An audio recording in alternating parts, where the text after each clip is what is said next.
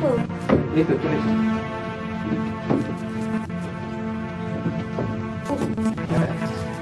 আর কত সিঁড়ি? এই জাস্ট আরেকটা স্টেপ। সে কি? এই তো আরেকটা স্টেপ। আবার সিঁড়ি? হ্যাঁ।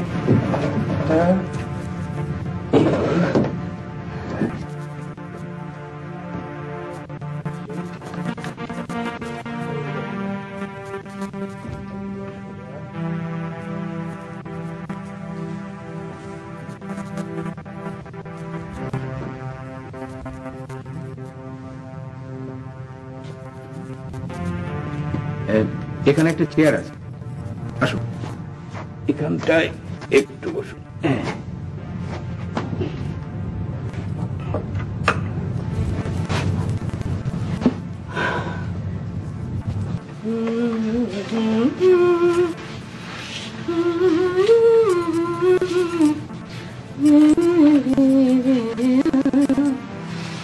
मेरा बुलबुल सो रहा है,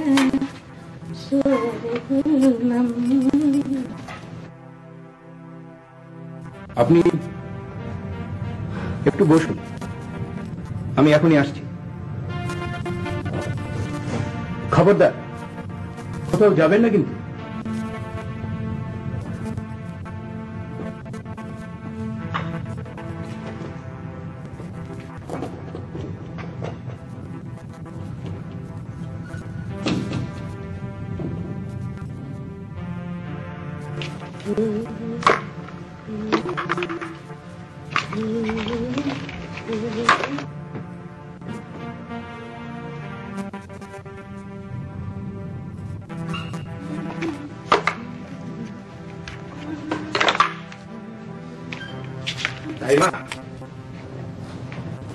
তুমি কিছুক্ষণের জন্য নিচে নেমো না?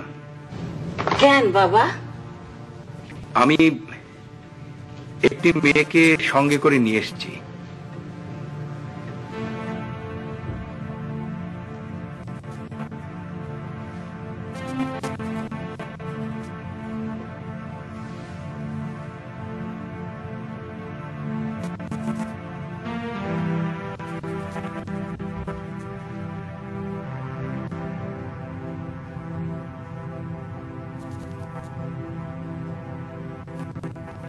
এটা তুমি কি করছো?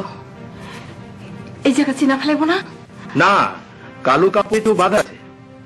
আরে বাবা, যে কোনো মুহূর্তে কাপড়টা সরে গেলেই তো দেখে ফেলাইবো। ও সেরকম মেয়ে নয়। তাছাড়া ওখান থেকে আমার এই ঘর পর্যন্ত আসতে যে গোপন পথটি আছে সেটা খুঁজে পাওয়া তো এত সহজ নয়। অদ্ভুত ভাবে মেয়েটির সঙ্গে উপরতলা আমার পরিচয় হলো। আমি এখন যাই, পরে সবকিছু খুলে বলবো। কিন্তু বাবা, আজ এত বছরের মধ্যে বাইরের কোনো মানুষের সঙ্গে কথাবার্তা তো দূরের কথা, কোন লোকজনের সঙ্গে তোমার পরিচয় পর্যন্ত হয় নাই। আজ তোমার কি হয়েছে? এটা কি করছো?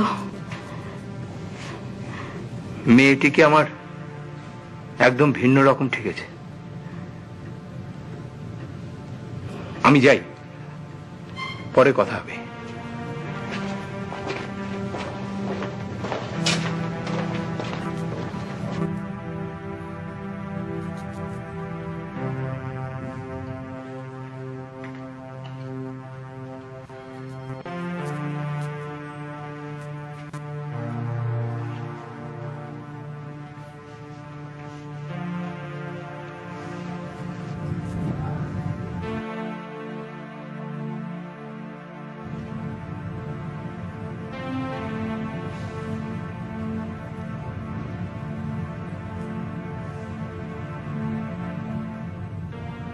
কি ভয় পাননি তো?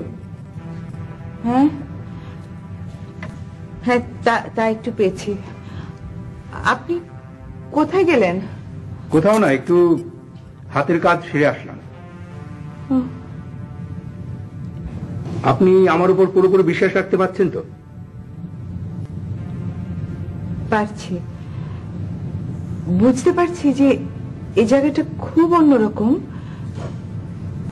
কিন্তু ভয় লাগছে না? 1897 সালের ভূমিকম্পে এই ভবনটি ডেবে যায়। নিচের তলা থেকে উপরের তলাটা একেবারে বিচ্ছিন্ন, তবে আমরা আমাদের মতো সুবিধা করে জায়গাটা করে নিয়েছি। আপনি কখনো উপরতলায় যান না? বাইরের জগতের আপনি একমাত্র লোক যার সঙ্গে আমি এই প্রথম কথা বলছি। আমার এত বছরের জীবনে এর আগে কারোর সাথে আমার দেখা সাক্ষাৎ হয়নি, শুধু আমার ধাইমা ছাড়া। এখানে আর কি আছে? আমার ধাইমা নুরজাহান এবং তার এক দুঃসম্পর্কের ভাই কালু মামা। কালু মামা উপরতলার একটা ঘরে থাকেন, তিনি কখনো নিচে আসেন না, আমার সাথে কখনো দেখাও হয়নি। ধাইমা আমার সবকিছু দেখাশোনা করে। ও, কিন্তু আমি তো শুনেছি যে এখানকার যে জমিদার তার শেষ বংশধর মির্জা খান বাহাদুর সাহেব। হ্যাঁ, মির্জা খান বাহাদুর সাহেবের তো কোনো সন্তান সন্ততি ছিল না, উনি তো গত বছর মারা গেছেন। আপনি যা শুনেছেন তা সত্য, উপরতলার মানুষেরা সবাই তাই জানে। তো আপনার পরিচয়টা গোপন রাখা হলো কেন? আমার বাবার করা নির্দেশ ছিল। তিনি এখানে নিয়মিত আসতেন? না, আমার জন্মের পর থেকে তিনি কখনো এখানে আসতেন না, এমনকি আমাকে কখনো দেখতেও চাননি। আসলে আমার জন্মের পরপরই আমার মা মারা যায়। তারপর থেকেই তিনি আমাকে দেখতে পারতেন না। ধাইমা সহ এখানে পাঠিয়ে দেন। ধাইমাই আমাকে পেলেপুরে বড় করেছেন, সেই থেকে আমি এই পাতালপুরের অন্ধকারের জীব হয়ে টিকে আছি।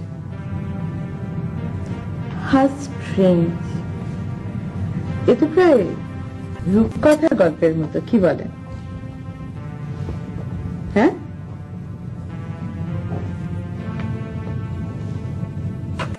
শুনতে পাচ্ছেন? এই যে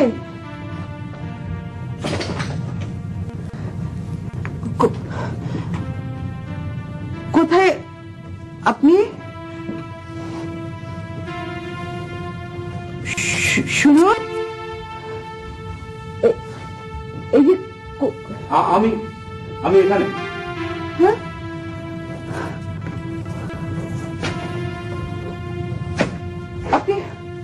আমি এখানে।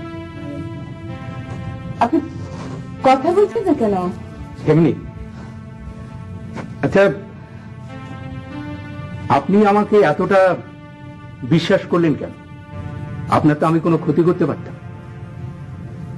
হ্যাঁ হ্যাঁ, তা পারতেন হয়তো, কিন্তু আমি আসলে চ্যালেঞ্জটা খুব ইচ্ছা করে নিয়েছি। আচ্ছা ধরুন, যদি আমি সত্যি সত্যি অন্ধ হতাম, তাহলে তো আমি এরকম একটা সিচুয়েশনে পড়তেই পারতাম, তখন সেটা আমাকে মোকাবেলা করতে হতো না? তা হতো। আপনার চোখে কালো কাপড় বেঁধে অন্ধ সেজে থাকার কারণটা কি আমি জানতে পারি?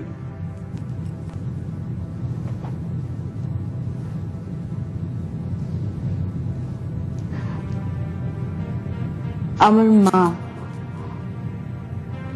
অন্ধ ছিলেন, তবে জন্মান্ধ নয়। আমার জন্মের আগে তাকে অন্ধ করে দেয়া হয়েছিল।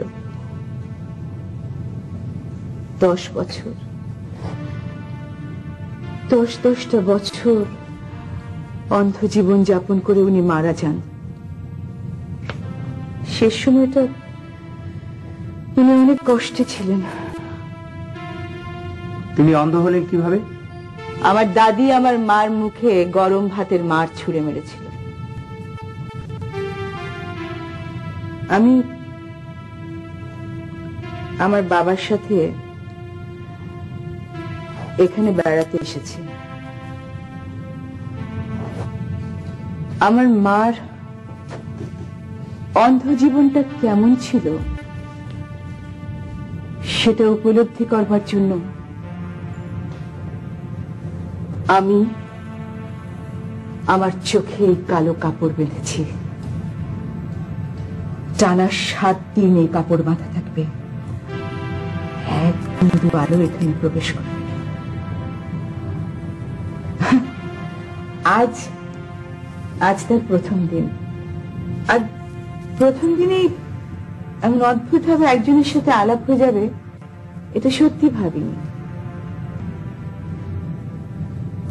ভালোই হলো, চোখে এটা বাঁধলাম বলেই তো আপনার মতো একজন নিভৃতচারীর সাথে আলাপ হলো।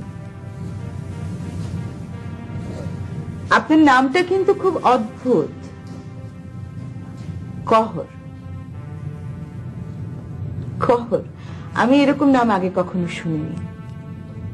আচ্ছা, কহর এই শব্দের মানে কি?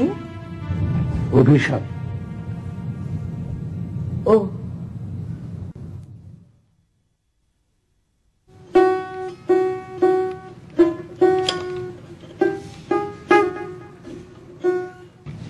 এত বছরের মধ্যে এই বাড়িতে যে ঘটনা কোনোদিন ঘটে নাই, আজ তা ঘটে গেছে। কি হয়েছে? কহরের সাথে একটা মাইয়ার পরিচয় হয়েছে। কহর ওই মাইয়াটারে লইয়া নিচের সিঁড়ি করে গেছিল। হায় হায়, কখন? বিয়া নেই, মেয়েটা অনেকক্ষণ আসিল, তারপর চলে গেছে। হ্যাঁ, এখন যদি মাইয়াটা বাইরে গিয়ে সবাইরে কয়ে দেয়? কহরে কইছে ও কেউরে নাকি কইব না, ও মেয়েটা সব পেয়েছে আলাদা, তবে চোখে কালা কাপড় বান্ধা আছিল। কালা কাপড় বান্ধা কয়দিন গোপন করবা? মাইয়াটা দেখতে কেমন? খুব সুন্দর, খুবই সুন্দর। সময় যে কেমনে পার হয়ে যায়। আমাকে কহর ডাঙ্গর হয়ে গেছে, আমরা টের পাইনি। সবই যৌবনের খেলা, আলোরে ঠেকান যায়, যৌবনরে তুমি ঠেকাইবা কি দিয়া?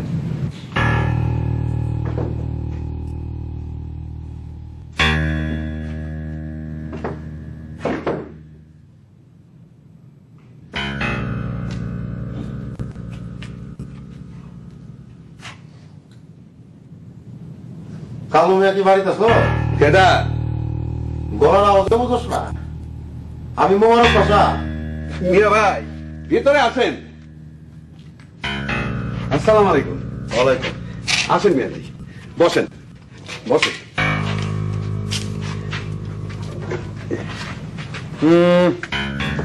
বসবো না, কাল একবার এসে ঘুরে গেছি, তোমাকে কোনো সারা শব্দ পাই নাই। তা তোমার গান বাজনা কেমন চলতেছে? যে ভালো। নতুন গান টান কিছু বানলা? যে তা তো বানতেই হয়। বছর খানেক হলো মির্জা সাহেব মারা গেছেন, তো ভিটামাটি আর কয়দিন এভাবে পড়ে থাকবো? তোমরা কি এইখানেই থাকবো বলে মনস্থির করছো? যে মানে তাইলে আর আমরা কই যাবো কন? সাব রেজিস্ট্রি অফিসে গেছিলাম, ভিটামাটি তো সব মির্জা সাহেবের নামেই আছে, কিন্তু এইভাবে পড়ে থাকলে তো একদিন নিলামে দেব। আমি মির্জা সাহেবের কাছ থেকে অনেক জমি কিনে নিছি, এই বাড়িটা আমার চাই। এখন যেটা দরকার সেটা হলো জবরদখল। জবরদখল? হ্যাঁ, জবরদখল। তাহলে আমারও ওই মিয়া, ওই এত বড় ভিটা দিয়ে তোমরা কি করবা? আর এটার মালিক কি তোমরা? শোনো, তোমাকে যাতে অসুবিধা না হয় সেই জন্য আমি তোমাকে কিছু টাকা পয়সা দিয়ে দিই, তোমরা অন্যত্র চলে যাও। আর তোমাকে কিছুদিন সময় দিলাম, 8-10 দিনের মধ্যে তোমরা চারটি ছুটি বান্ধা এখান থেকে চলে যাবা। আমার লোকজন এসে এটা জবরদখল নেব। একটা গান শোনো না, থাক, দরকার নাই, আর একদিন এসে শুনবো না। তাহলে ওই কথাই থাকলো।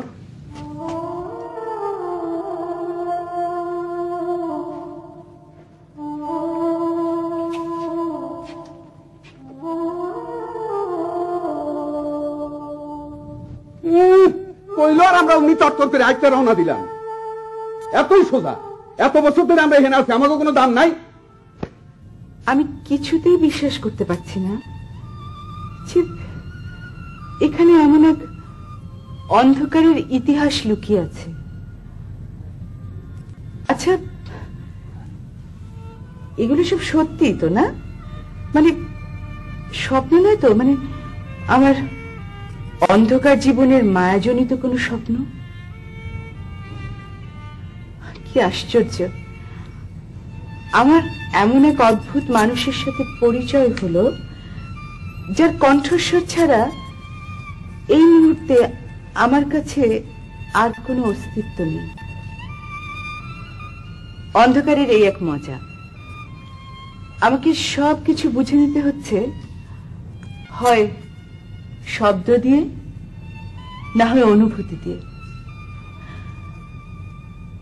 একজন দৃষ্টিমান মানুষ যখন একটা সুন্দর পাখি দেখে তখন কিন্তু সে পাখিটাকে ওই একভাবেই দেখবে, কিন্তু সেই পাখিটির গান যখন একজন অন্ধ মানুষ শুনবে তখন কল্পনায় সে পাখিটিকে কত রকম রূপ দিতে পারে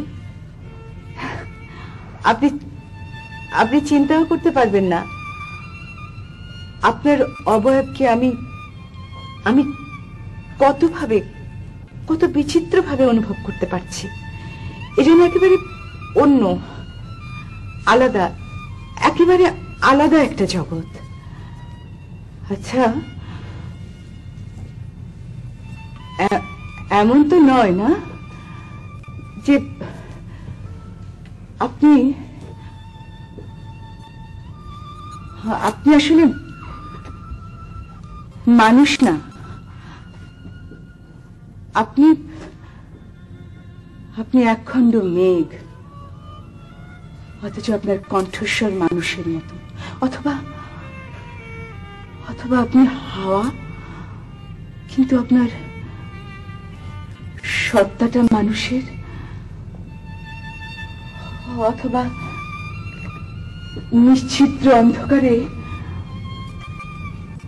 হঠাৎ একটুকু আলো ঢুকে গেলে যেমন দেখাবে আপনি আপনি সেই আলোর মতো। অথবা অথবা আপনার ধোঁয়ার শরীর। আচ্ছা, আপনি কে বলুন তো? আপনি কি আমার আমার স্বপ্নের কোনো নায়ক? না, এই আমার হাতটা ছুঁয়ে দেখুন। না না না না, আমি আপনাকে ছোব না। না, আমি শুধু আপনার কণ্ঠের মাধুর্য আর আমার অনুভূতি দিয়ে আপনাকে ছুঁয়ে দেখব।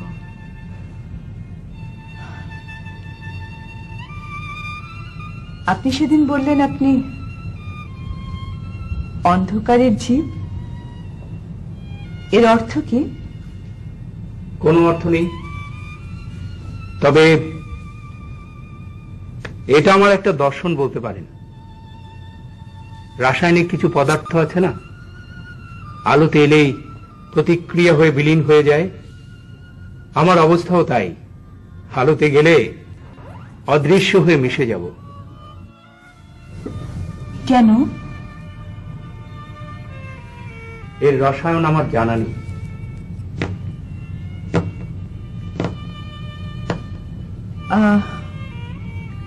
আপনার চলে কি করে?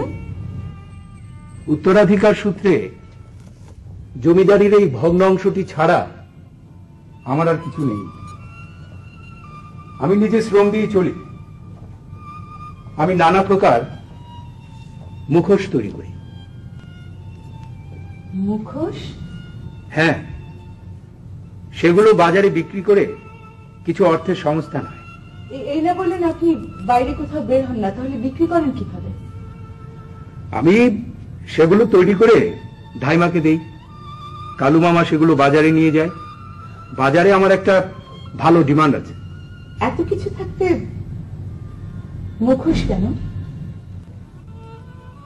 500 কোটি মানুষের 500 কোটি অবয়ব রয়েছে।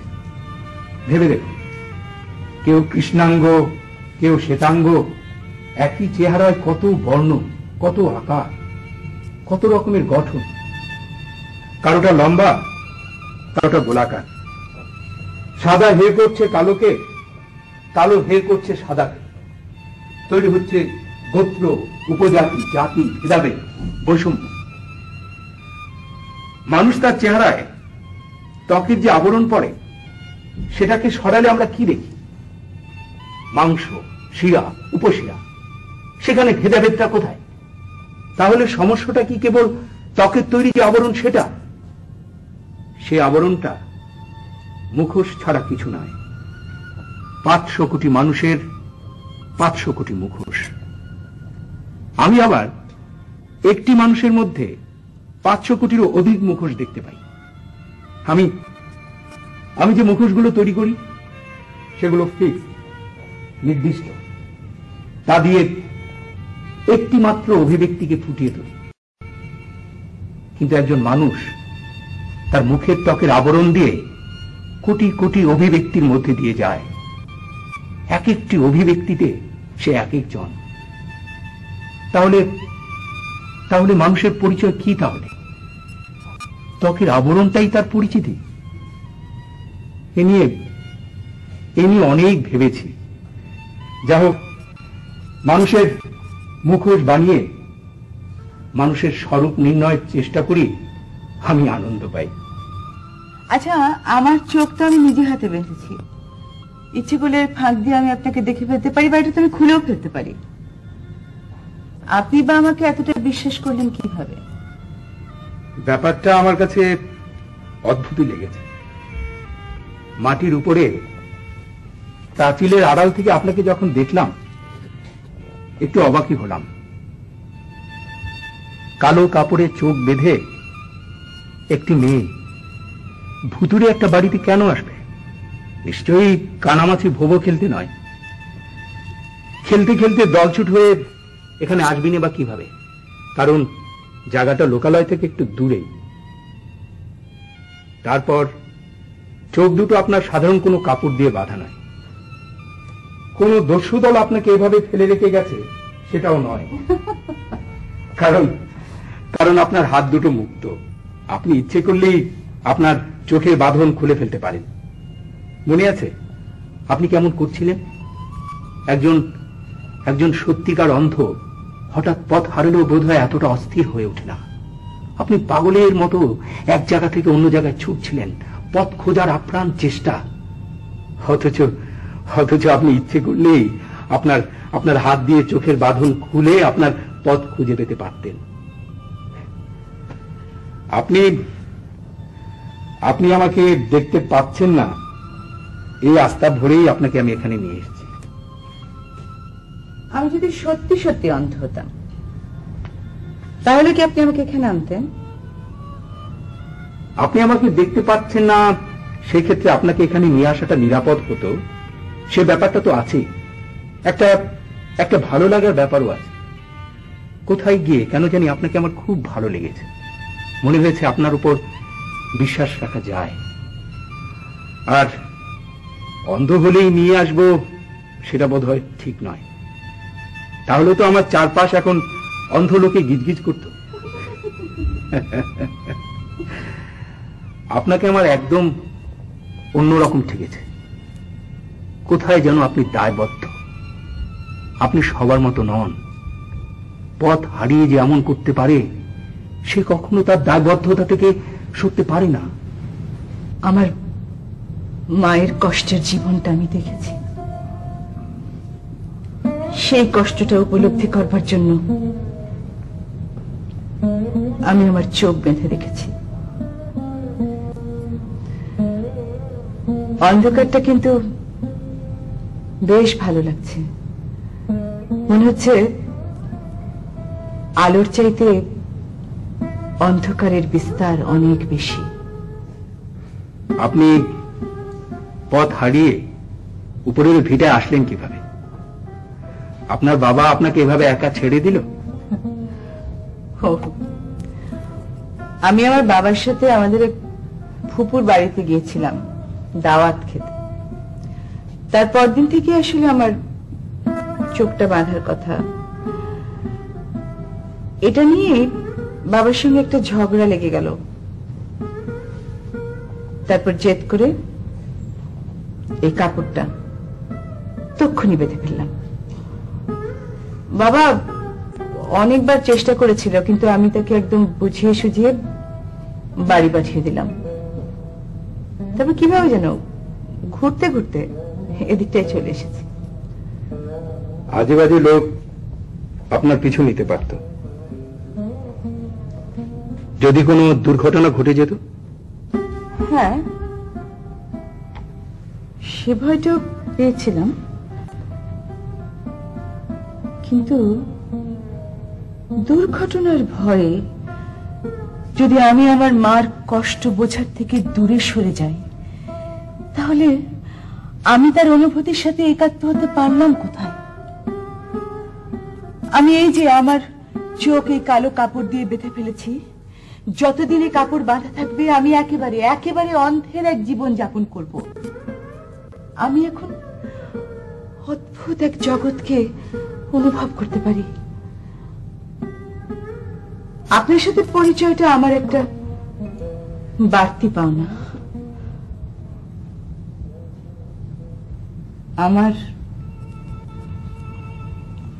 আমার আসলে কোনো বন্ধু নেই, কখনো হয়নি।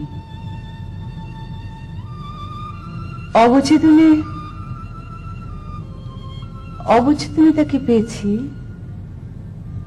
কিন্তু বাস্তবে কখনো নয়। কল্পনায় তাকে সাজিয়েছি, কিন্তু আশেপাশে কোথাও পাইনি। একসময় ভাবতে শুরু করলাম এমনটাই বোধহয় হবে। আমার বন্ধুকে আমি ছুঁয়ে দেখতে পারবো না কোনোদিন, শুধু অনুভব করতে পারবো। আপনার সাথে পরিচয় হবার পর মনে হচ্ছে আমি আমার সেই বন্ধুটির খোঁজ পেয়েছি।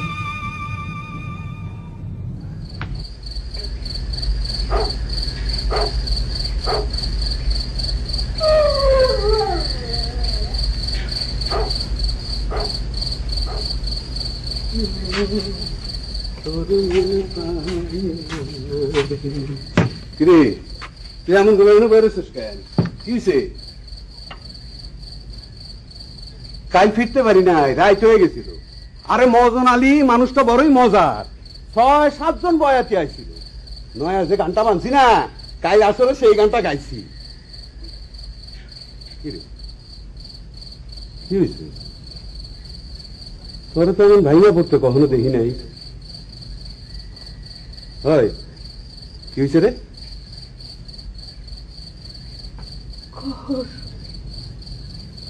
কহর কহর কি? মনে হয় কহরে আর আড়ালে আবডালে রাখা সম্ভব না। মায়াটা আবার আইছিল? রোজই আসে, কখনো চাই ও আসুক। মায়াটা রে। আচ্ছা, এই তুই এখন কান্দুস কে? শহরে বাইরে যাওয়ানোর জন্য তুই তো অনেক কথা কইছ। কইছি তাই বলে কি সত্য সত্য চাইছি? আমার কহর বাইরে গেলে কি হইব আমি তো জানি না। মানুষজন যদি ওরা দেখে পালায় তাহলে তো হইসই পড়ে যাইব। ও কেটা কি বিষয়? মানুষজন বুঝে ওঠার আগে তো আমার খবর শেষ করে আমার খবর শেষ হয়ে যায়। মাইয়াটারে আমার খুব অদ্ভুত লাগে। চোখ থাকতেও চোখে কালো কাপড় বান্ধা ঘুরে বেড়ায়। আচ্ছা, কখন মাইয়াটারে এত বিশ্বাস করলো কেন রে? আচ্ছা, তোর কি বুঝতে পারে না এই কালা কাপড় বান্ধা কতদিন ঘুরে বেড়ায়? মাইয়াটা সব বাইর থেকে আলাদা। মাইয়াটারে নিয়ে আমি কিছু ভাবি না, ভাবি মোবারক পাশারে নিয়ে। মোবারক পাশারে ঠাকামুখি দিয়া ও যদি একবার দেখে ফেলায়। আচ্ছা, ওরে যদি কই মির্জা খান বাহাদুর সাহেবের পোলা বাইসা আছে, ও কি বিশ্বাস দেবো? দেখো না। তাইলে কি কহরের সামনে হাজির করবা? একবার যদি ও দেখা ফেলায়, তাহলে যে কি বেজালটা লাগবো, এ দোল পিটাইয়া সারা দুনিয়া রাস্ত করে ছাড়বো না। কহরে আমি জন্ম দিই, এটা ঠিক। এই হাতে হেসে খেলেও বড় হয়েছে। ও যদি আর 10টা ছেলে মেয়ের মতো হইতো, তাহলে একটা কথা ছিল,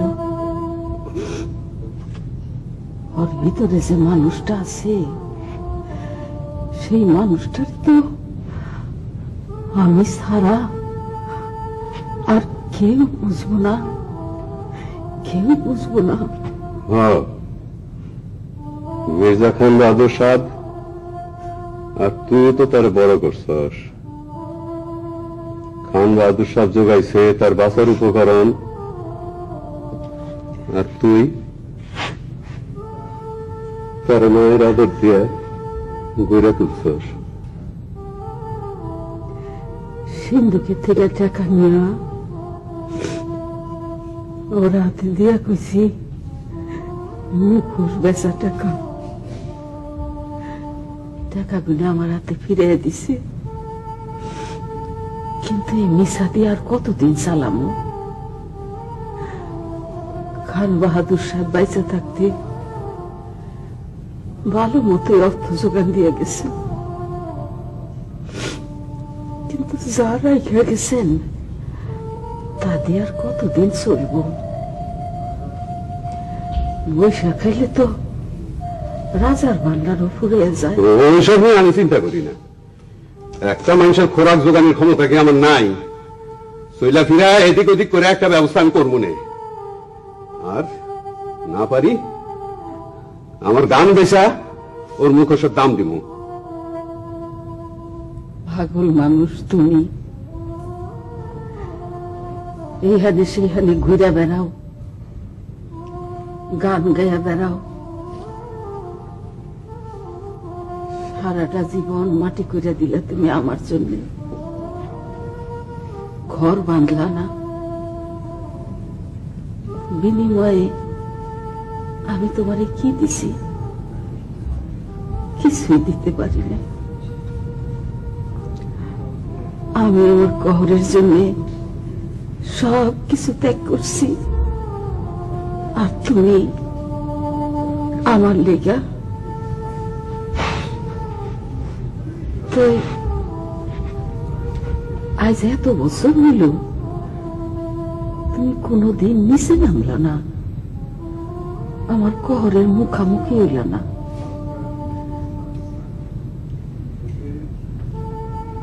আর আজ তোমার গান বেচা টাকা দিয়া তুমি কহরের মুখোশ বানানোর টাকার যোগান দিতে চাও।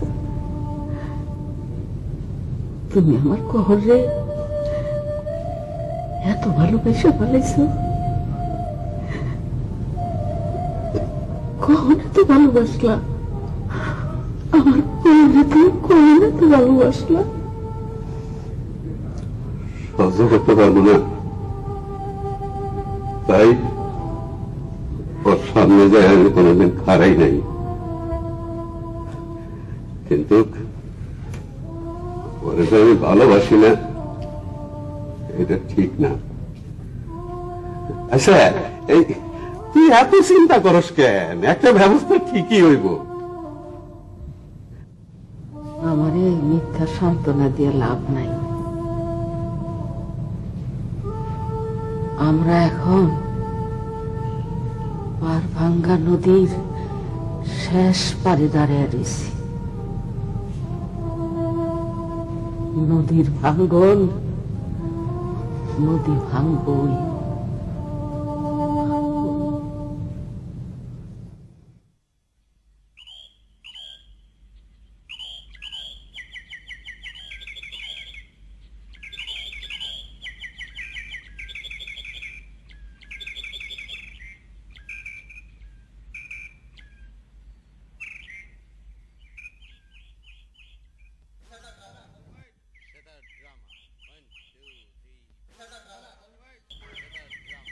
কি এত মনোযোগ সহকারে ভাবছেন? না মানে এই অন্ধকারে জীবনযাপন শুরু করবার পর কত নতুন নতুন অভিজ্ঞতা হচ্ছে, কত নতুন জগতের দ্বার খুলে যাচ্ছে, এসব আর কি। সেই জগতে নিশ্চয়ই কোনো আলো নেই। না তা নেই, তবে অদ্ভুত এক অন্তর্দৃষ্টি তৈরি হয়েছে। আমার তো মনে হচ্ছে এই অন্ধকারের ভিতরে বেশ কাটিয়ে দেওয়া যায়। আপনি কি সারা জীবন আলোহীন অবস্থায় কাটিয়ে দেবেন নাকি? জানি না জানি না জানি না জানি না, ভবিষ্যতে বলে দেবে। তবে হ্যাঁ, যদি এমন কোন পরিস্থিতি হয় তাহলে অবশ্যই পারবো। বাস্তবতা কিন্তু একদম ভিন্ন। আপনার পরিবারের আশেপাশের মানুষ কিছুতেই এটা মেনে নেবে না। তাদের কাছে এটা নেহাত পাগলামি ছাড়া কিছু নয়। অন্ধকারের জগৎ থেকে বাস্তবের আলোতে এসে একটু ভেবে দেখুন। আপনি মহাভারতের কোন চরিত্র নন যে গান্ধারীর ন্যায় সারাটা জীবন চোখে কালো কাপড় বেঁধে কাটিয়ে দেবেন। আচ্ছা, আপনি কি ফ্রাঙ্ক কাফকার মেটামরফিসিস পড়েছেন? মেটামরফিসিস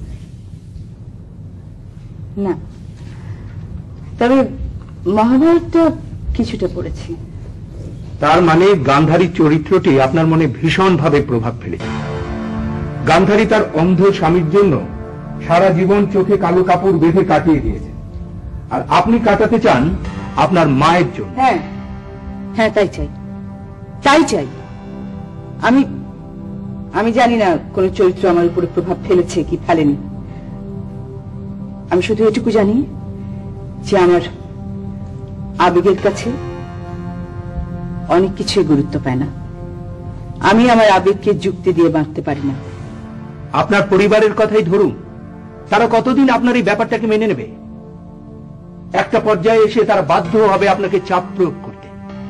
তাদের সহযোগিতা ছাড়া আপনি কতদিন এগুবেন? একজন অন্ধ এই যুগে নিজের পায়ে দাঁড়াতে পারে না। ধরুন আপনার এই জেদের জন্য আপনার পরিবার আপনাকে ত্যাগ করবে, তখন কি করবেন? নিজের চলার জন্যই তখন আপনাকে একটা চাকরি কিংবা কোনো সংস্থানের দরকার হবে। চোখ আছে অথচ অন্ধ, এরকম একজন মানুষকে কে চাকরি দেবে? কারো কাছ থেকে সহানুভূতি তো পাবেনই না, বরং হাসির পাত্র হবেন। ফ্রাঙ্ক কাফকার মেটামরফিসিসের নায়ক ঘুম থেকে উঠে দেখে তার অনুভূতিগুলো একদম পাল্টে গেছে। তার দেহটা আচরণ করছে একদম একটা কীটের মতো। কালকের মানুষটি সে আর এখন নেই। সবাই তাকে মানুষ ভাবছে, কিন্তু ভিতরে ভিতরে সে রূপান্তরিত হয়েছে একটা কীটে। আপনার অবস্থাও তাই। আপনি অন্ধ জীবনের মেটামরফিসিসে আক্রান্ত, কিন্তু বাস্তবতা একদম ভিন্ন। চৈত্রের দুপুরে কড়া রৌদ্রে আপনার চোখ মিলে আপনার ওই অনুভূতিটাকে বোঝার চেষ্টা করুন। আমি আপনাকে বলেছি তো যে আমি আমার আবেগকে যুক্তি দিয়ে বাঁধতে পারি না, বাস্তবতাকেও বাঁধতে পারবো না। আপনি আমাকে বলুন একজন দৃষ্টিশক্তি সম্পন্ন মানুষকে যখন অন্ধ করে দেয়া হয় তখন সে তার বাকিটা জীবন অন্ধের জীবনই তো কাটায়, যেমন কাটিয়েছে আমার মা। তাহলে তাহলে আমি পারবো না কেন? কারণ দৃষ্টিশক্তি ফিরিয়ে আনার ক্ষমতা আপনার মায়ের ছিল না। তিনি ইচ্ছা করলে সেটা পারতেন না, যা আপনার হাতে আপনি সহজে পারেন। হ্যাঁ হ্যাঁ পারি, এবং ইচ্ছা করলে নাও ফিরিয়ে আনতে পারি। আমি যদি ইচ্ছা করি যে আমার এই চোখের বাঁধন আমি খুলব না, তাহলে এই সংসারে ঈশ্বর ছাড়া আর কারো ক্ষমতা নেই যে বাঁধন আলগা করে। আপনি কিন্তু ভীষণ জেদি।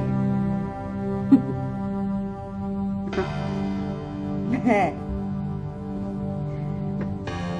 হ্যাঁ, আমি আমি ভীষণ জেদি।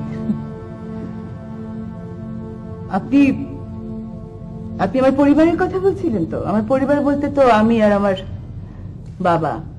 আমার বাবার কিন্তু অনেক টাকা, আমি ধনীর দুলালি বলতে পারেন। আমার বাবার সবকিছু আমাকে কেন্দ্র করে। আমি জানি আমি যদি এই চোখের বাঁধন আলগা না করি তাহলে উনি আমার সাথে রাগ করবেন, অভিমান করবেন, যুক্তি দিয়ে তর্ক দিয়ে আমাকে বিভিন্নভাবে বোঝানোর চেষ্টা করবেন। হয়তো একসময় ক্লান্ত হয়ে যাবেন, কিন্তু অপেক্ষায় থাকবেন যে কোনো না কোনো একদিন আমি এই বাঁধন আলগা করবই। কিন্তু তিনি আমাকে বাড়ি থেকে বের করে দেবেন না কোনোদিন। আমার দাদার কিন্তু কোনো সহায় সম্পত্তি ছিল না। আমাদের যে বিত্ত বৈভব সব আমার বাবার তৈরি, সব আমার জন্য। আমার বাবা আমাকে কখনো ত্যাগ করবে না। আর বাবা তো বলেনি যে আমাদের নাকি এত টাকা যে আমি যদি সারাটা জীবন কিছু না করে হেসে খেলে ঘুরে বেড়াই তবুও সে টাকা শেষ হবে না। আর তাছাড়া আমি তো কোনো খেলার ছলে আমার এই চোখটা বাঁধিনি। আমার দাদি যে আমার মাকে অন্ধ করে দিয়েছিল সে সত্যটা আমার বাবা আমার কাছ থেকে কি করে লুকোবেন? আর এখানেই আমার পরিবার আমার কাছে নত হয় বারবার। তাই বলছি যে আমার এই চোখের বাঁধন খোলা হবে কি হবে না সেটা আমার পরিবারের উপর নির্ভর করে না, নির্ভর করে আমার উপর, একা আমার উপর। আপনি যে প্রতিদিন আমার কাছে এভাবে আসছেন, এটা আপনার পরিবার কিভাবে দেখছেন? হ্যাঁ, মানে একটু তো উদ্বিগ্ন হচ্ছে নি। আমি এরকম চোখ বাঁধা অবস্থায় প্রত্যেক দিনই বাড়ি থেকে বেরিয়ে যাচ্ছি, তো তাদের চিন্তা দূর করবার জন্য কাল বাবাকে সবকিছু খুলে বললাম। সর্বনাশ, আমার কথা বলেছেন নাকি?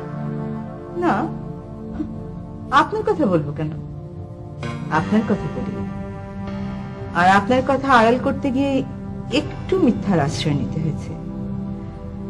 বলেছি আমি এখানে নূরজাহান খালার সাথে দেখা করতে আসি। ও বাবা কিন্তু জানে যে এখানে নূরজাহান খালা আর ওনার ভাই থাকে।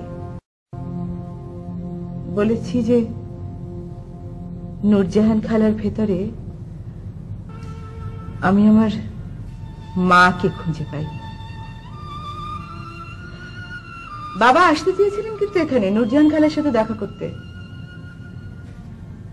কি হলো, ভয় পেলেন? ভয় পাবেন না, আমি নিষেধ করে দিয়েছি। আমার নিষেধ অমান্য করে কেউ এখানে আসবে না, কারণ জানি আমার নিষেধ অমান্য হলে তার ফল হবে ভয়াবহ। পারিবারিক অঙ্গনে আপনি দেখছি ছোটখাটো একটা সন্ত্রাসী।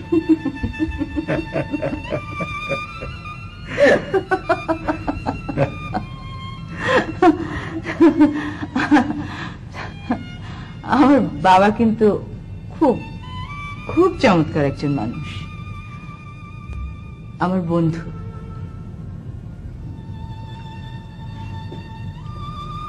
আচ্ছা,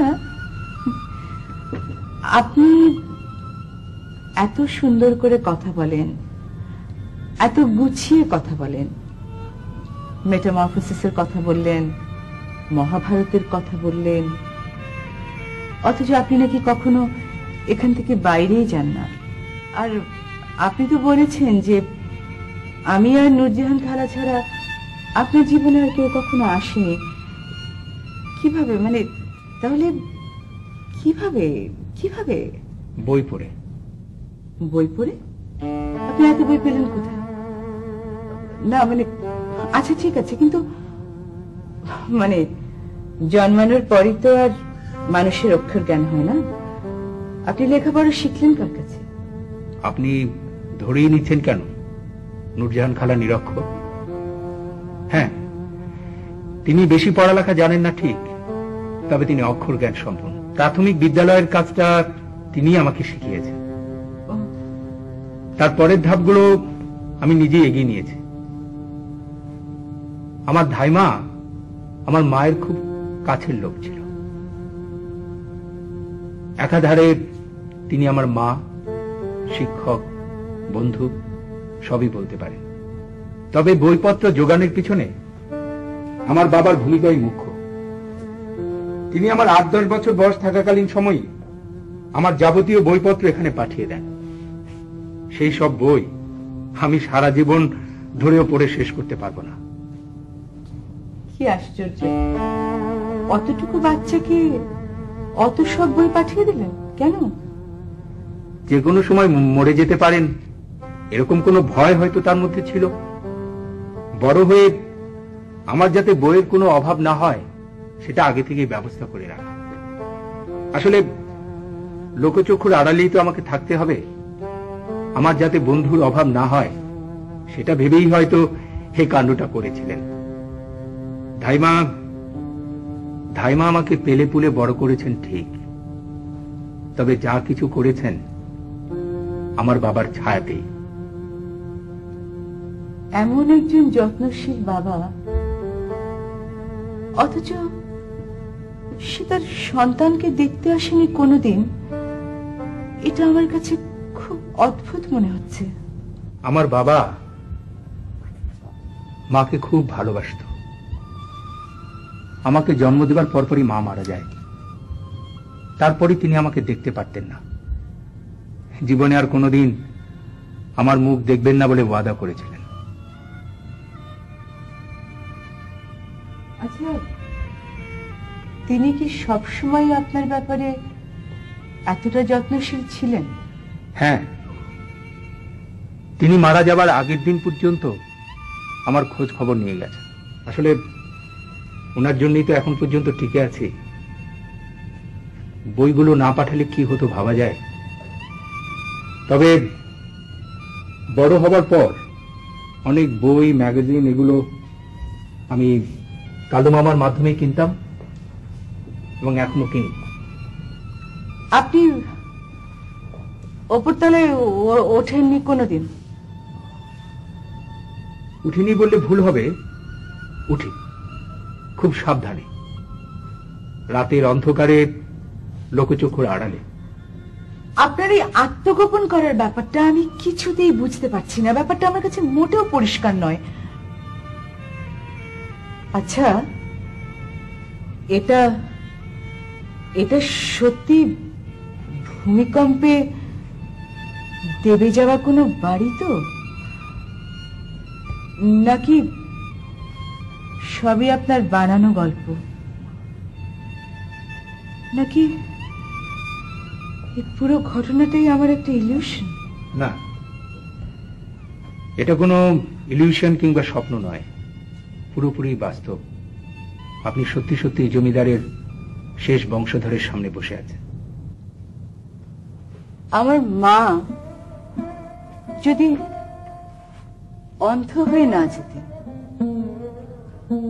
তাহলে তো এই কালো কাপড়টা আমি কোনোদিনও চোখে বাঁধতাম না, আর এই কালো কাপড়টা যদি না বাঁধতাম তাহলে তাহলে তো আমি জানতেই পারতাম না যে এখানে এমন এক ইতিহাস লুকিয়ে আছে, অন্ধকারের ইতিহাস।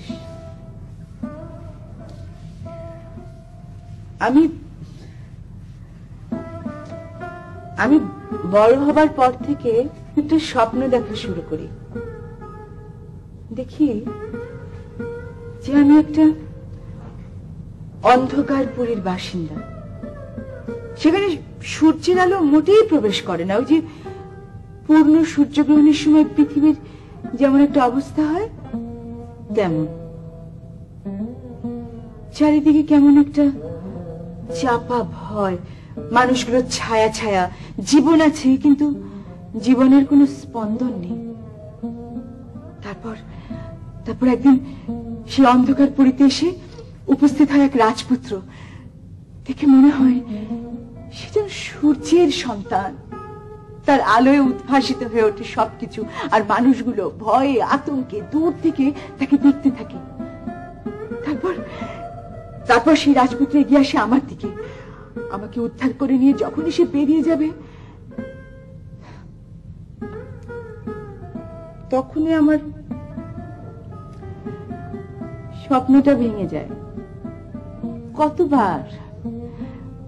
কতবার যে আমি এই স্বপ্নটা দেখেছি, কিন্তু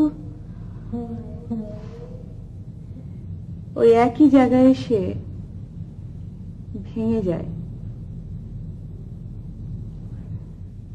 ভাঙা স্বপ্নের সাথে বসবাস করছি অনেক দিন। আমার এই স্বপ্নের কথা কাউকে বলিনি,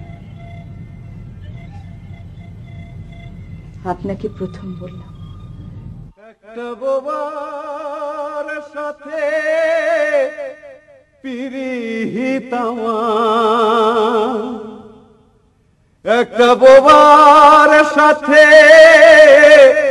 পিরিহিত আমার, তার লাগি মন উসাটন। এখন এই ঘাট ছাইরা কোন ঘাটে যাবি ওরে আমার মন? এখন এই ঘাট ছাইরা কোন ঘাটে যাবি ওরে আমার মন? দিন গেল রে আসে আসে,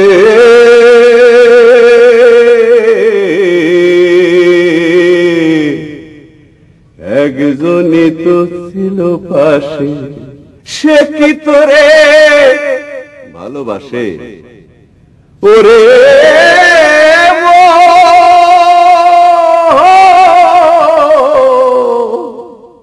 ওরে? সে কি তোরে ভালোবাসে?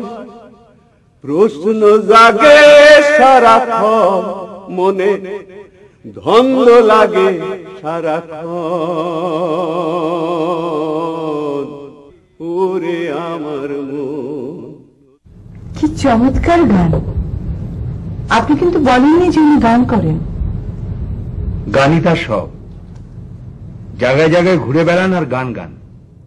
গানই মানুষটাকে বাঁচিয়ে রেখেছে। কিন্তু ওনার পরিবার, ঘর সংসার করা হয়ে ওঠেনি। একজনের জন্যই সারাটা জীবন এভাবে কাটিয়ে দিলেন। কার জন্য? আমার ধাইমা। ও মা,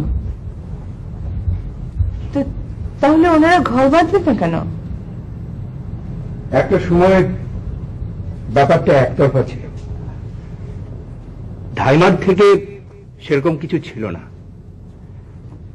আমার মায়ের কাছ থেকে ধাইমা যখন আমার দায়িত্ব বুঝে নেন, তখন তিনি মায়ের কাছে ওয়াদা করেছিলেন যে জীবনে কখনো বিয়ে করবে না। অবাক হচ্ছেন? অবাক হওয়ারই কথা। এ নিয়ে আমি অনেক ভেবেছি। মুনিবদের কাছে এদের যে বশ্যতা এবং আনুগত্য সেটা অবিশ্বাস্য, অথচ মুনিবরা এদের উপরে নির্যাতন করতেন সবচেয়ে বেশি। আমার জন্য এই দুটো মানুষের আজ ঘর বাঁধা হলো না। কিন্তু দুজন দুজনকে যে কি ভালোবাসে সেটা আমি আপনাকে বলে বোঝাতে পারবো না। পৃথিবীতে সত্যিকার অর্থে যদি কোনো ভালোবাসা থেকে থাকে, আর সেটা যদি তাদেরটা না হয়, তাহলে পৃথিবীতে ভালোবাসা বলে কিছু নেই। তাহলে মানব মানবের বিচ্ছেদেই ভালোবাসা পূর্ণ হয়? হয়তোবা। না, কখনো না। আমি বিশ্বাস করি আমার স্বপ্নের রাজকুমার এসে আমাকে এই অন্ধকার পুরীর থেকে আলোর দিকে নিয়ে যাবে।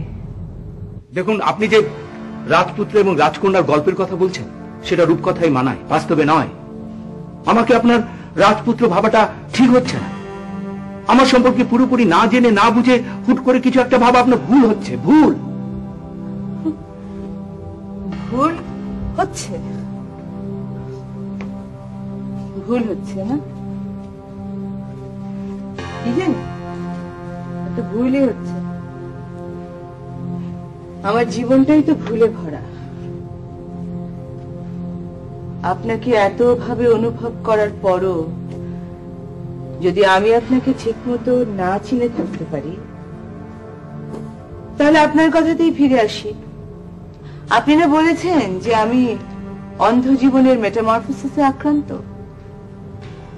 হয়তো তাহলে আপনার কথা অনুযায়ী চৈত্রের দুপুরে কড়া রোদে চোখ মেলে আমার অনুভূতিগুলোকে বুঝতে চেষ্টা করি। মানে? আমি আপনাকে দেখতে চাই। কি বলছেন? সেটা কখনো সম্ভব নয়। কেন? আপনাকে আমি আগেও বলেছি আলোতে আসা আমার পক্ষে সম্ভব নয়। সেক্ষেত্রে আমাকে আপনার হারাতে হবে। না না, আমি আপনাকে হারাবো না। ভয়ঙ্কর বাস্তবতার মধ্যে দিয়ে আমি আপনাকে অধিকার করতে চাই। এই আমার চোখ বাঁধার আজ 7 দিন পূর্ণ হলো। আমি দায়মুক্ত। কাল আমি এখানে খোলা চোখে আসব। আপনাকে আমার পুরোপুরি জানতেই হবে।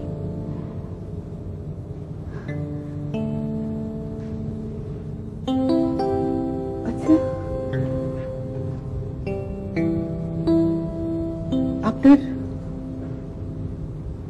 আপনার আমাকে ভালো লাগেনি? লেগেছে। তাহলে আপনাকে আমি বোঝাতে পারবো না। আমি বুঝতে চাই না। যে শক্তি দিয়ে আমি আপনার কাছে এসেছি, সেই শক্তি দিয়ে আমি আপনাকে আবিষ্কার করব। আজ তো সালনদা অনেক ভালো হইতে যায়। আমার রান্না সালুন আপনার কাছে আবার কবে স্বাদ লাগে নাই শুনি? তো কর খাইছে না। হ্যালো, আচ্ছা বললাম মিয়া ভাই আসতেন, বসেন। ও, ভাত খেতেছিলা? যে ভালো। তো আমি যে তোমাকে এখান থেকে চলে যেতে বললাম, তার কত দূরে গেলা? মিয়া ভাই, এত বছর ধরে এই বিটায় আছি, এই বিটার মায়া যে ছাড়তে পারি না। ছাড়তে পারতেছস না? ও সেই কুটিকাল থেকে মির্জা খান বাহাদুর সাহেব খেদমত করছে। খেদমত বিনিময়ে কিছুই পায় নাই। খান বাহাদুর সাহেব জীবিত থাকতে একদিনের জন্য ওর এই ভিটা ছেড়ে যাইতে বলেন নাই। যে কয়দিন বাইসে আছে ও এই ভিটাই থাক। ওরে আপনি ভিটা ছাড়া করেন না মিয়া ভাই। আচ্ছা, মির্জা খান বাহাদুর সাহেব কি তোমাকে এই ভিটা কান লিখে দিয়ে গেছে? কাগজে কলমে যে দিয়া যায় না সেটা আপনিও জানেন, বলতে পারেন মুখে মুখে দিয়ে গেছে। হ্যাঁ ওই বেটা, মুখে মুখে তো কত কিছু কম। হ্যাঁ, আমিও তো মুখে মুখে বলতে পারি যে এই বিটাকার আমার লিখে দিয়ে গেছে। হ্যাঁ, তুই তো গান বাজনা করো, শিল্পী মানুষ, তোর তো ভাবছিলাম সাদা সিধা। হ্যাঁ, তোর তো পেটে অনেক প্যাস। হ্যাঁ, ভালোই বুদ্ধি করছস, ভাবছস 8-10 বছর থাকলে দখল সত্য হয়ে যাবো। হ্যাঁ, আর ঠেকায় কে না?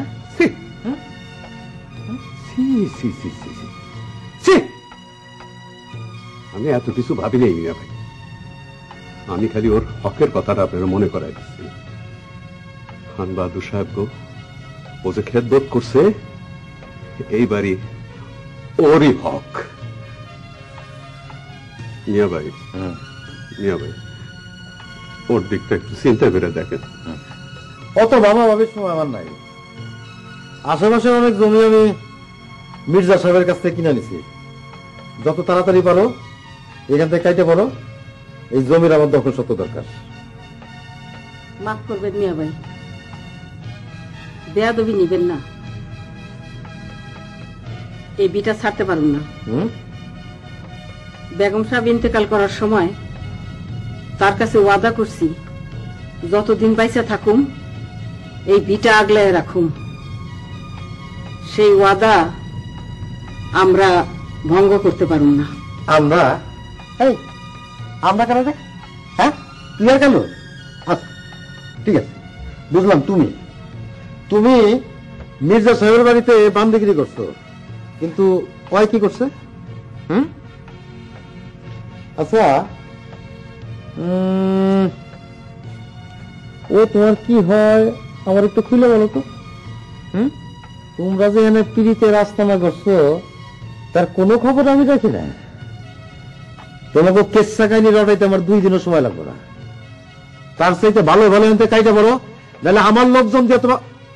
ঠিক আছে, আমার লোকজন কি করতে পারে সেটা আমি বলতে চাই না। তোমাকে 2 দিন আমি সময় দিয়ে গেলাম, ব্যাস।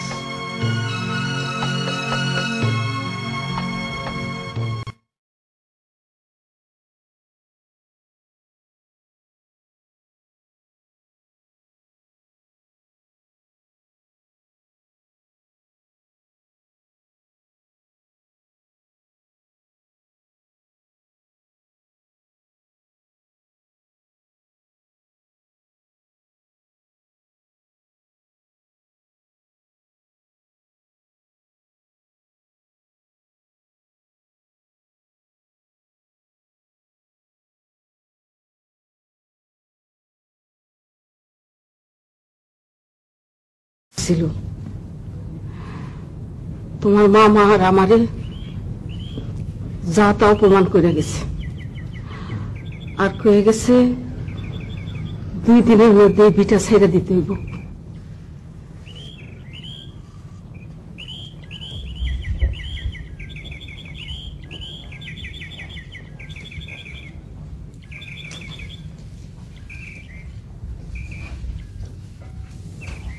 এরকম একটা সময় যে আসবে সে আমরা তো জানতামই। এখন এখন 2টো পথ খোলা আছে। প্রথমটি হচ্ছে জমিদারের সন্তান বলে পরিচয় দিয়ে লোক সমাজের সামনে আমাকে প্রকাশ করা, আর দ্বিতীয়টা হচ্ছে তোমাদের সবাইকে ছেড়ে ছুড়ে রাতের অন্ধকারে নিরুদ্দেশ হয়ে যাও। না না, আমি এই দুইটা একটাও চাই। একটা মেনে নিতেই হবে। প্রথমটিতে আমার শারীরিক মৃত্যু হবে না, তবে আত্মিক মৃত্যু অনিবার্য। আর দ্বিতীয়টিতে হবে আমার মুক্তি। আমি নিরুদ্দেশ হলে বেঁচে যাব। এদিকে কে যেন আসছে, বেনু, মানে ওই মেয়েটি যদি আসে আমার কথা বলবে না, বলবে কখন নামে তুমি কাউকে চেনো না, ঠিক আছে?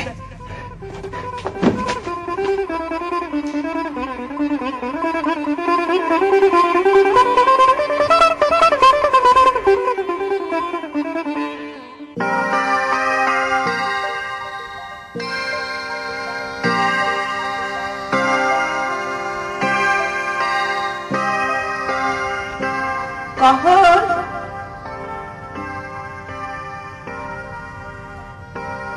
আমি এসেছি কহর।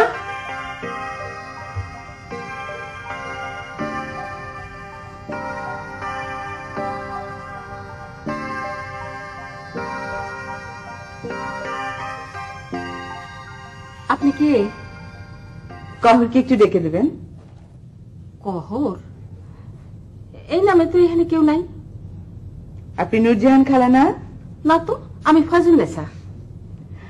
আপনি মিথ্যা কথা বলছেন। আপনি নূরজাহান খালা। আপনি পেলে পুষে কহরকে বড় করেছেন। গত 7 দিন আমি চোখ বাঁধা অবস্থায় রোজ এখানে এসে কহরের সাথে গল্প করে গেছি। আমার মনে হয় আপনি ভুল জায়গায় আসছেন। এটা মির্জা খান বাহাদুর সাহেবের জমিদার বাড়ি তো? জি। হ্যাঁ, আমি কোনো ভুল জায়গায় আসিনি, আমি এখানে এসেছি। কহর হচ্ছে মির্জা সাহেবের আত্মগোপনকারী শেষ বংশধর। আসলে আপনি যে কি বলতেছেন তা আমি কিছুই বুঝতে পারতেছি না। এটা ঠিক, মির্জা সাহেব বছর খানেক আগে মারা গেছেন, কিন্তু তার তো কোনো সন্তান ছিল না। এই আমি আর আমার এক দূর সম্পর্কের ভাই বহুত বছর ধরে এই বাড়িতে আছি। কি জানি নামটা বললেন না? কহর। কহর, এই নাম আমি জীবনেও শুনি নাই। আসলে আমার মনে হয় ওই যে আপনি বললেন না চোখ বাঁধতে আসছেন, সেই জন্য কেউ আপনার সঙ্গে দুষ্টামি করছে। অসম্ভব ব্যাপার, এটা একটা অসম্ভব কথা। শুনুন, আপনি কহরকে বলে দেবেন ও না আসা পর্যন্ত আমি এখানে দাঁড়িয়ে থাকবো। তা থাকতে পারেন, তাতে কোনো অসুবিধা নেই, তবে বেশিক্ষণ থাকেন না, জায়গাটা ভালো না।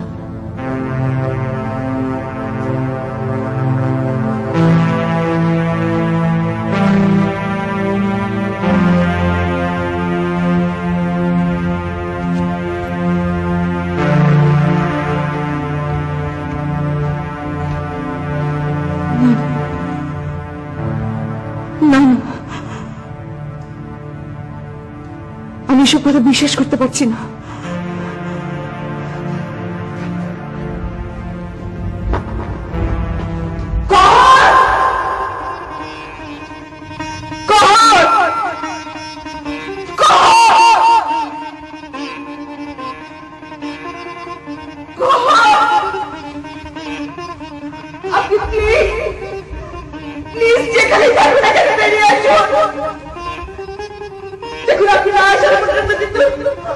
আমি এখান থেকে যাবো না, আপনি শুনতে পাচ্ছেন আমার কথা?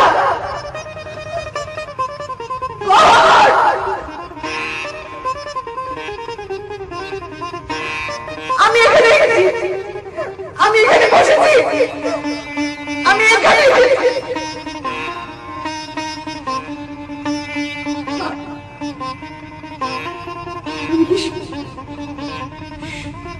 সত্যি এখানে এসেছি।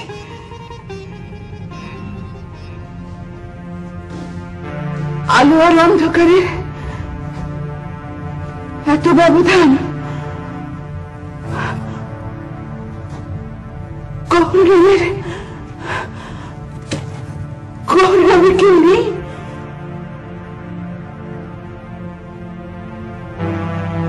আমার দায়বদ্ধতার সুযোগ নিয়ে আমাকে ঠকিয়েছে।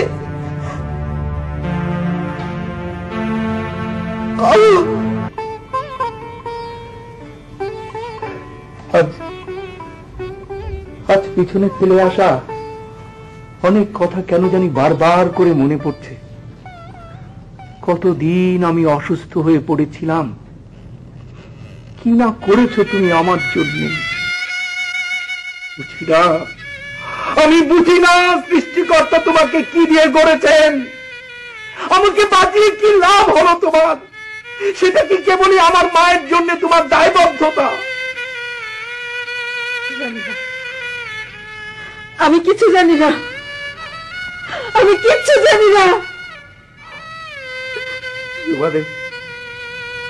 তোমাদের ঋণ কোনো কিছুর বিনিময়ে আমি শোধ করতে পারবো না। তবু তোমাদের জন্য কিছু একটা করে যেতে চাই। মোবারক পাশ আসার আগেই এই ভিটা বাড়িটা যদি তোমাদের নামে ব্যবস্থা করে দেই, তোমরা গ্রহণ করবে? তাইলে কি আমরা তোমারে ফিরা পাবো? এই জায়গাটি আমার জন্য আর নিরাপদ নয়। তুমি যদি না থাকো তাইলে এই বিটা দিয়ে আমি কি করুম? এই বিটার জন্য কি আমি তোমার বুকে তুলে নিছিলাম? আমি কি এই বিটার জন্য তোমার বুকে তুলে নিছিলাম? তাহলে তো তোমারে বিক্রি করে দেওয়া হয়। দুনিয়া উল্টে গেল, আমার দ্বারা এটা হইব না বাবা, আমার দ্বারা এটা হইব না বাপ। আমি তোরে ছাড়া কেমনে থাকো?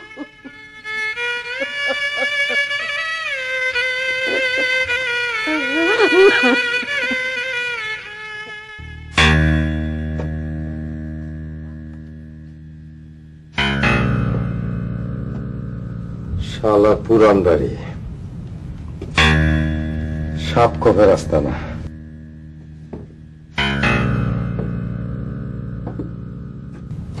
দেখছো নি? হ্যাঁ, সিঁড়ির মুখে কাটা কোটা দিয়ে রাখছে। কে কইব যে ভিতরে এমন জায়গা থাকতে পারে?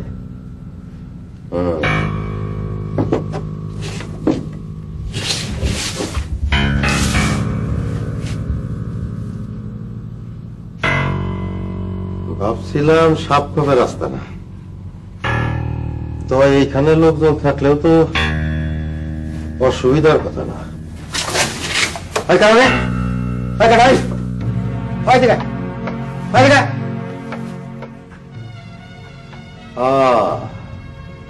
তুমি এদিকে আসো। আমার দিকে লুকা লাগেন। তোমাকে মতলব আসলে সুবিধার না। ভেতরে ভেতরে ভালোই আস্তানা করছো। কালকে বললাম যে আমার সাথে চলো, বলে ঝোপঝাড়ের মধ্যে যাও, কষ্ট হবে। এই তো বাবা কষ্ট না? যাও, ওরে ডাকো, ওর কষ্ট আমি বের করতেছি। হাই হাই কালো, হাই এদিকে এদিকে নাম। ঝোপঝাড়ের মধ্যে যাও, ঠিক হবে না, কষ্ট হবে। এই তোমাকে কষ্ট। তখন বলছি আজকে রাতের মধ্যে এখান থেকে চলে যেতে। এইটার যাওয়ার অনুমান। শালারা ভেতরে ভেতরে একটা কীর্তি রাস্তা না করছো। শোন, আজকে রাতের মধ্যে গাট্টি গুট্টি বান্ধে এখান থেকে চলে যাবি, নাহলে আমার লোকজন তো পিটাইয়া তোকে বার করুন। আমি আবার আসবো কালকে সকালের মধ্যে। আমি তো দুজনের একজনের জন্য না দেখি।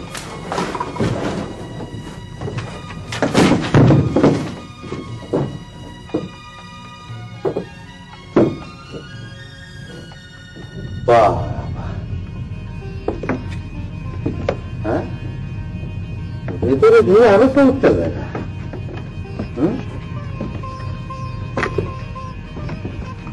এই সবের খবর তো আমি জানি না। ভালো ভালো আস্তানা করছো।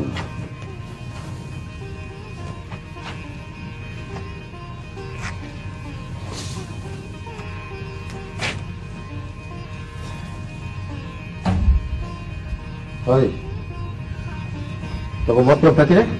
হ্যাঁ, তোমার মতলবটা কি? চাপ, খবরদার ওদের গায়ে হাত দেবেন না। কেন? হ্যাঁ, কেনা তুই? হ্যাঁ, কেনা?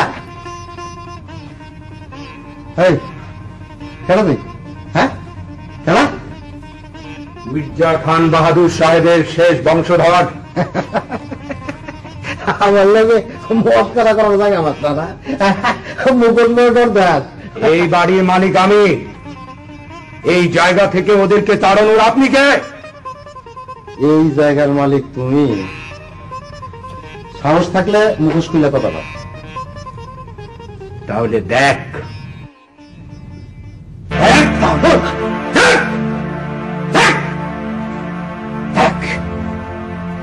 এবার বিশ্বাস হচ্ছে, বিশ্বাস হচ্ছে। যা বলার এবার আমার সঙ্গে বল।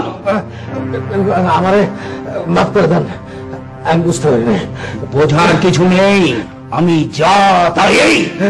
বাবা আপনার দেখেন আমার জায়গায় আমার কিছু কথা নেই।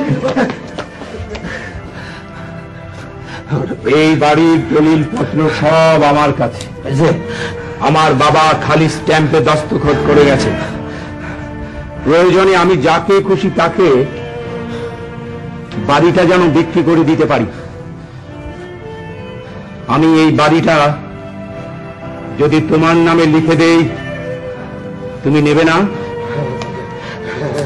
সাই তা কোনো ওই ঝামেলা করেছে? এটা তোমাকে আমি লিখে দিতে চাই, তবে একটা শর্তে।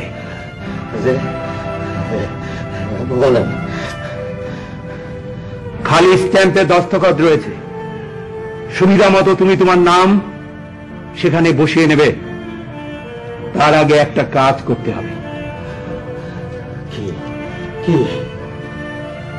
তোমার লোক দিয়ে কালু মামার সহযোগিতায় আমাকে বোটে কিংবা নৌকা করে গাড়ি করে খুলনার সুন্দরবনে রেখে আসতে হবে। এইটা কোনো ব্যাপার না। আপনি তাহলে আজকে চালাকি করে কোনো লাভ হবে না। চালাকি করে নেই। দলিলটা ধাইমার কাছে থাকবে। কালু মামা আমাকে পৌঁছে দেওয়ার পর ফিরে এসে দলিলটা তোমাকে দেবে, এর আগে নয়। এখন তোমার কাছে দুটো পথ খোলা। আমাকে লোক সমাজের কাছে ধরিয়ে দিয়ে বাহবা অর্জন, অথবা এই বাড়ির মালিকানা। এবার বলো, কোনটি তুমি চাও? আমি কি যাত্রার সঙ্গে নাকি যে বাবা খোলাটা করবো? আপনি যদি চান তাহলে এখনই ব্যবস্থা করি। ঠিক আছে, তাই হবে। তাই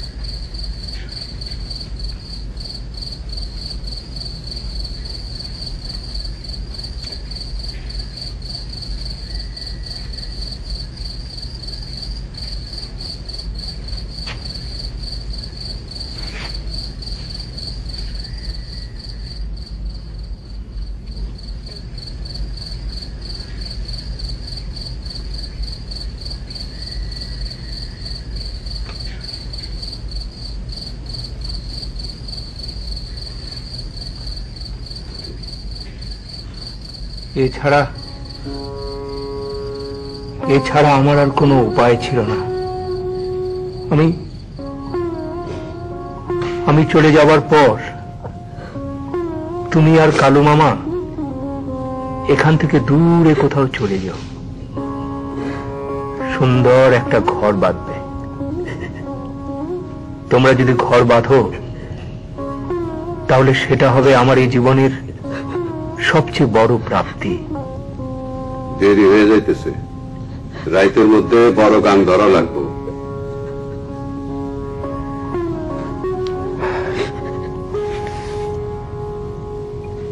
আমার খোঁজে কেউ যদি আসে তাহলে তাকে এই লেখাটি দিও।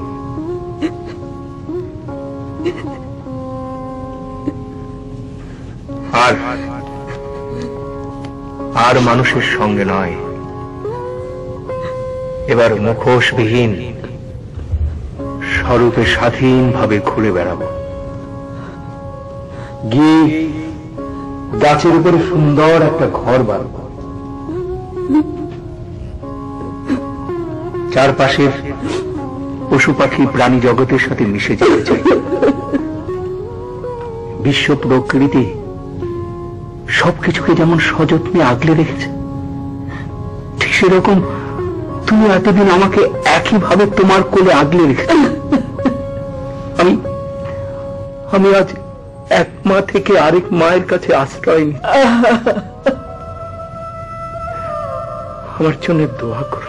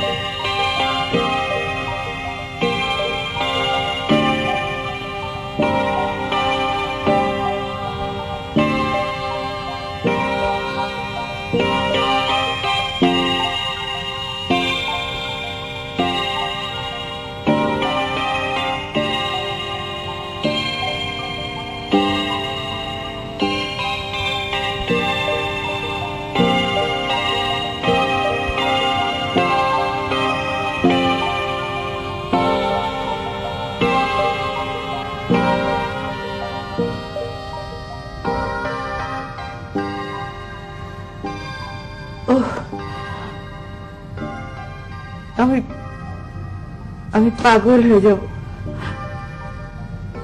আমি কিছুতেই বিশ্বাস করতে পারছি না যে এই কদিনের ঘটনাগুলো সত্য না।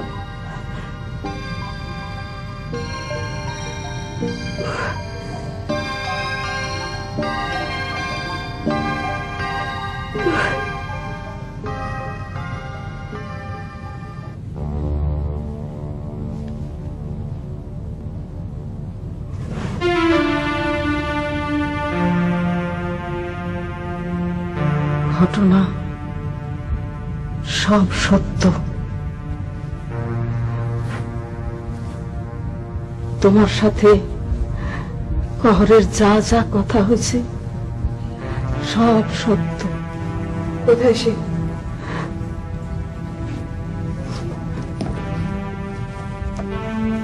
চলে গেছে। কোথায় চলে গেছে? সুন্দরবনে। কি? কোথায়? সুন্দরবনে। সুন্দরবনে? কেন? মানুষের সাথে জানি আর মুখোমুখি না হইতে হয় সেই ভয়ে। দেখুন, আমি আপনার কোনো কথা বুঝতে পারছি না। আপনি আমাকে সবকিছু খুলে বলুন। এটা সত্য। কহরে জমিদার বাড়ির শেষ বংশধর মির্জা খান সাহেবের একমাত্র পুত্র সন্তান। ওর মুখ কালা পশমে ঢাকা ছিল। বেগম সাহেব ওর জন্মের পর ওর দেখা অসুস্থ হয়ে পড়েন। 1 মাসের মাথায় উনি মারা যান। জমিদার সাহেব ওরে দেখার পর ওর সহ্য করতে পারতেন না। ও সারাটা মুখ কালো বন মানুষের মতো ছিল।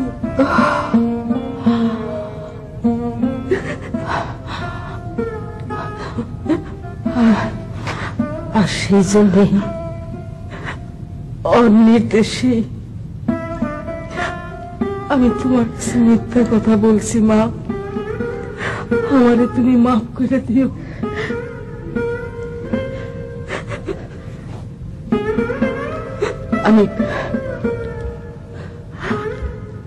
আমি যাব,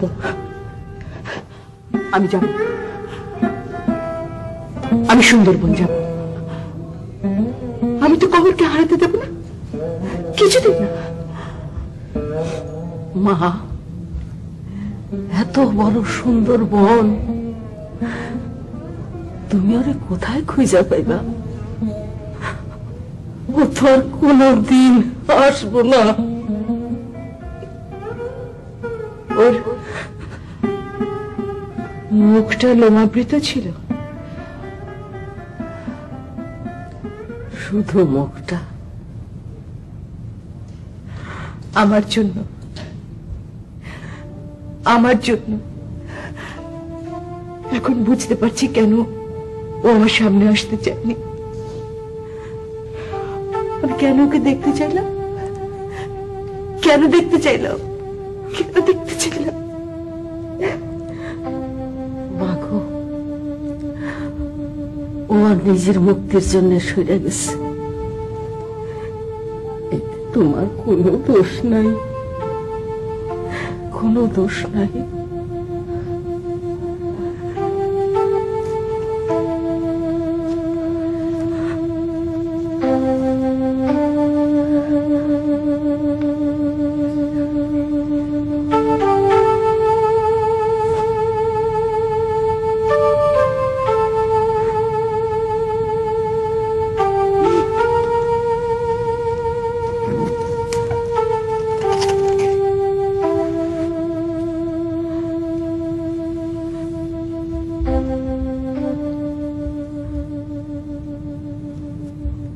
এইটা তোমারে দিয়ে গেছে।